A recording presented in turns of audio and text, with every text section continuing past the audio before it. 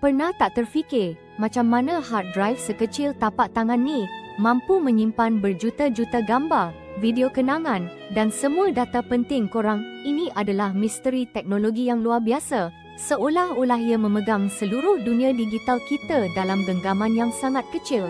Jawapannya terletak pada teknologi rakaman magnetik.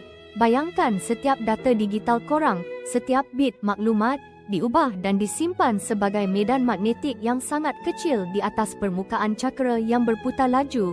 Jutaan medan magnet kecil ini berfungsi seperti suis hidup dan mati, mewakili nombor 0 dan 1 di dalam hard drive. Ada satu komponen penting yang dipanggil kepala baca tulis. Kepala inilah yang menukar isyarat digital kita kepada medan magnetik, lalu menulis atau merekodkannya pada cakra. Kemudian, ia juga boleh membaca semula medan magnetik itu untuk mendapatkan data korang dengan kelajuan luar biasa. Ini adalah keajaiban fizik yang membolehkan kita menyimpan dan mengakses dunia digital kita setiap hari.